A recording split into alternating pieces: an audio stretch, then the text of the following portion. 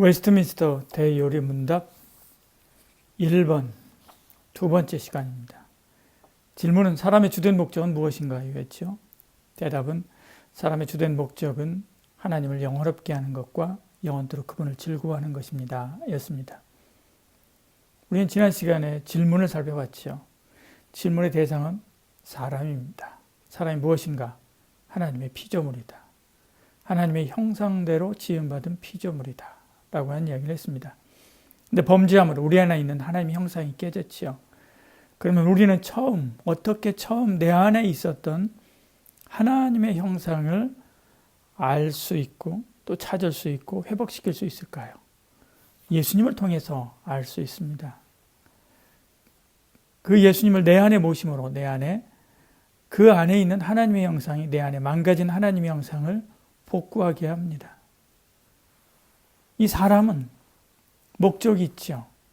사람을 지으신 분이 있고 거기다 그 영혼의 하늘의 불칼로 당신의 형상을 새겼다고 한다면 분명히 목적이 있는 거죠. 누구의 목적인가? 사람은 누구나 삶의 목적이 있습니다. 이 질문에서 말하는 목적은 피조물인 나의 인생의 목적, 내 생명 유지의 목적이 아니라 나를 지으신 하나님이 나를 왜 지으셨는가라고 하는 목적이죠. 우린 이 목적을 알아야 됩니다. 왜 하나님의 목적을 아는 것이 중요한가? 왜 나를 향하신 하나님의 목적을 아는 것이 중요한가? 이 세상을 움직이는 분이 하나님이시기 때문에 그렇습니다. 하나님의 뜻대로 세상을 움직이고 우리의 생사화복을 주관하기 때문에 그렇죠. 그러므로 하나님의 목적을 알고 그대로 사는 것이 내 인생의 성공과 행복에 중요한 영향을 미치지요. 그러므로 목적을 아는 게 중요한 일입니다.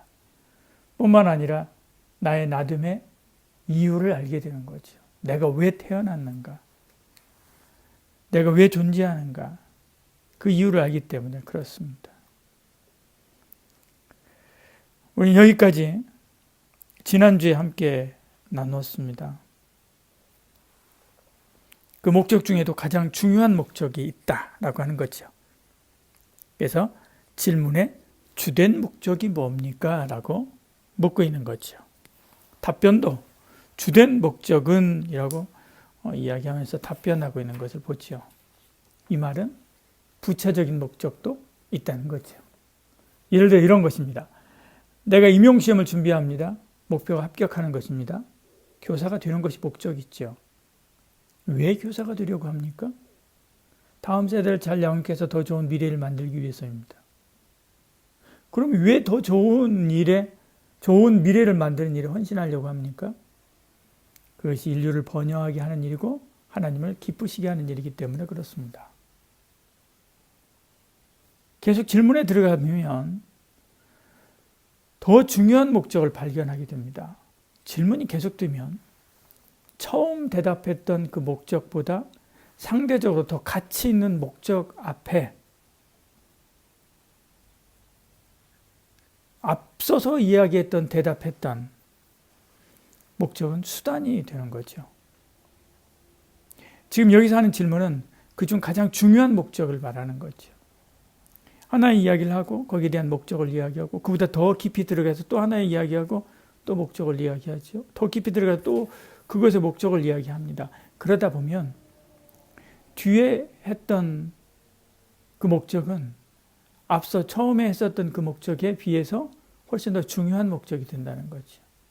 더 주된 목적이 된다는 것입니다. 그 주된 목적 앞에서 앞서 이야기했었던 목적들은 좀 더 부차적인 목적들은 수단이 되는 것을 보죠. 지금 여기서 하는 질문은 그 중에 가장 중요한 목적, 질문을 하고 또 하고 들어가서 가장 마지막까지 남는 그 질문, 그 목적을 말하는 거죠. 그러니까 그리스도인이라면 누구나 다 그 생활의 목적을 질문받았을 때 처음 대답은 다 다르죠. 더 깊은 목적을 이야기하고 또 더 깊은 목적을 이야기하다 보면 궁극적으로 도달하는 하나의 공통된 목적이 나오는데 그것이 무엇냐라고 하는 거죠. 그러면 나는 행복하지도 말고 기뻐하지도 말라는 거냐? 인간이 하나님을 위해 존재하는 부속품이냐? 이렇게까지 말할 필요는 없다는 겁니다. 당연히 행복하고 당연히 기뻐해야 되고 자기의 건강과 아름다움을 위해 살 수 있습니다.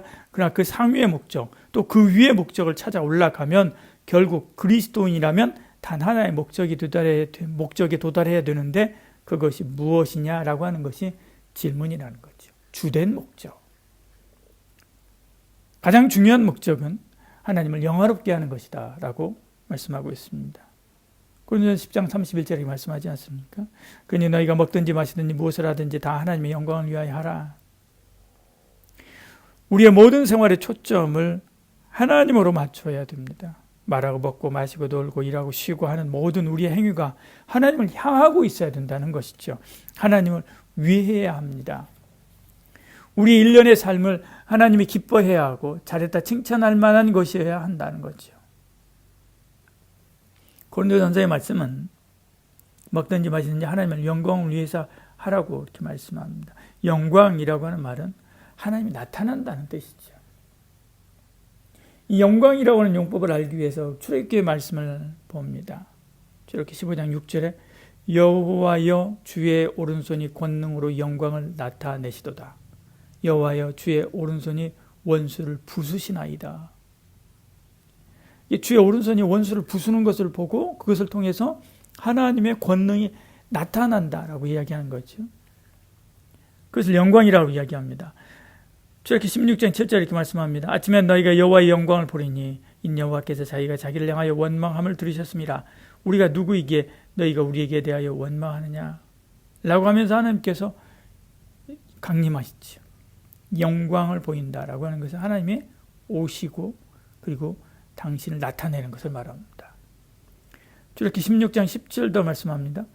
아론이 이스라엘 자손의 온 회중에게 말하되 그들이 광야를 바라보니 여호와의 영광이 구름 속에 나타나더라. 구름 기둥으로 나타났다라고 말씀하는 거죠. 출애굽기 24장 16절도 말씀합니다.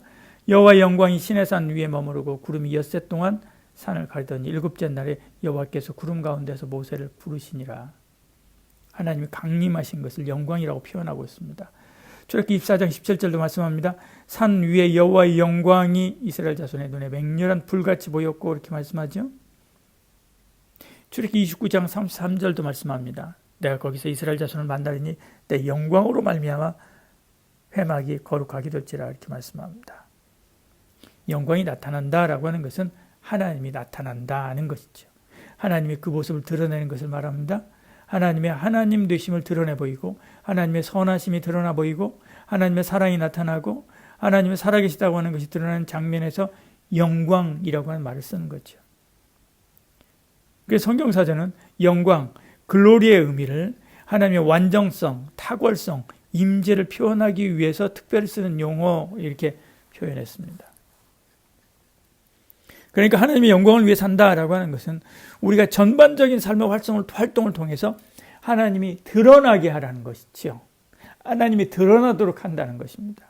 하나님의 선하심이 드러나고 하나님의 사랑이 드러나고 하나님의 완전하심이 드러나고 하나님의 임재하심이 드러나고 하나님의 긍휼을 드러내라는 것이죠.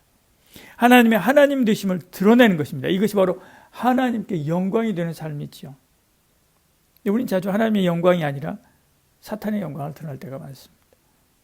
사탄의 사악함이 드러나고 사탄의 이기심이 드러나고 사탄의 교활함이 드러나고 사탄의 거짓이 드러나는 행동을 할 때가 많죠. 그리스도인은 사탄의 영광이 아니라 하나님의 영광을 나타내는 삶을 살아야 됩니다. 그것이 바로 우리의 삶의 목적이라는 거죠. 그 다음 목적은 영원토록 그분을 즐거워하는 것입니다. 즐거워한다라고 하는 것은 하나님을 기뻐하는 거죠. 어떤 상황에서도 하나님을 원망하지 않고 기쁜 마음으로 사랑하는 것을 말합니다. 사랑하면 즐겁죠. 사랑하는 사람을 위해서 수고하는 것도 즐겁습니다. 밤중에 마중 나가는 것도 즐거운 일이고 사랑하는 사람을 위해서 밥하고 빨래 해주는 것도 기쁘고 종일토록 노동해서 돈을 벌어다가 주는 것도 기쁨이죠. 이처럼 하나님 영광을 위해 살되 어떤 마음 가지고요? 기쁜 마음으로 살라는 것이죠. 하나님이 뭘 해줘서 기쁜 것이 아닙니다. 하나님의 존재 자체로 즐거운 것입니다. 나의 삶을 통해서 하나님의 존재가 드러나는 것 자체로 기쁜 것이죠. 예를 들어서 아이가 태어나서 아장아장 컸습니다. 어느 날 보니까 거실 한가운데 똥을 한 바가지 싸놓았습니다. 냄새가 납니다. 치우느라 고생하지요. 그래도 아이를 보면 즐겁습니다. 행복하지요. 똥을 치울 자녀가 있다는 것이 행복이고 즐거움입니다. 이처럼 하나님을 사랑하는 것이죠. 하나님을 위해서 가난을 선택하고 하나님을 위해서 아프고 하나님을 위해서 욕을 먹고 하나님을 위해서 죽기까지 해도 기쁜 마음으로 기꺼이 하는 것이지요. 자원하는 마음으로 하는 것입니다. 힘들지만 기쁨이 더 크기에 오히려 행복한 것이지요. 하나님 말씀을 듣는 것이 행복이고 아는 것이 즐거움이고 하나님의 뜻에 순종하는 것이 기쁨이죠. 언제까지요? 영원토록. 그래서 대답에 영원토록 즐거워하는 것이다 라고 말하죠. 저 천국에서도 영원토록 하나님을 기뻐하며 살 것이기 때문에 그렇습니다. 하나님이 복을 주시고 기도 응답해 주실 때만 기뻐한다면 나는 하나님을 영화롭게 하는 삶을 살고 있는지 돌아봐야 됩니다. 오히려 나의 영광을 위해서 하나님을 이용하고 있지 않는지 다시 생각해 봐야 되는 거죠. 내가 하나님의 영광을 위해 살면 하나님은 나의 영광을 위해서 일하십니다. 잠언 4장 8절에 이렇게 말씀합니다. 그를 높이라. 그리하면 그가 너를 높이 들리라. 만일 그를 품으면 그가 너를 영화롭게 하리라. 나는 하나님의 영광을 위해서 한 가지 했다면 하나님은 나의 영광을 위해서 10가지를 하십니다. 그러므로 하나님의 영광을 위해 살고 하나님을 기뻐하는 삶을 사는 것이 곧 나의 행복과 기쁨과 직결되죠.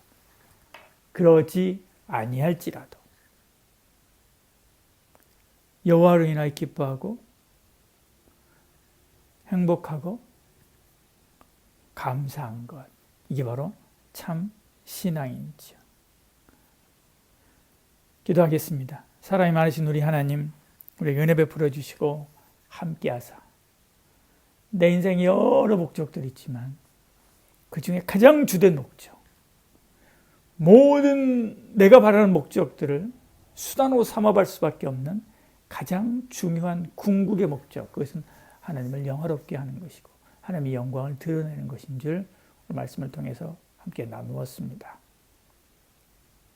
그러니까 하나님을 기쁘게 하고 하나님을 영화롭게 하는 이 삶에 얼마나 행복한 것이고 얼마나 복된 것인지 깨닫게 하시고 언제 어디서나 주의 영광을 위하여 살아감으로 하나님께서 영화롭게 하는 복된 인생이 되는 우리 모든 한마음 지체들 되게 하여 주시옵소서. 예수님 이름으로 기도드리옵나이다. 아멘.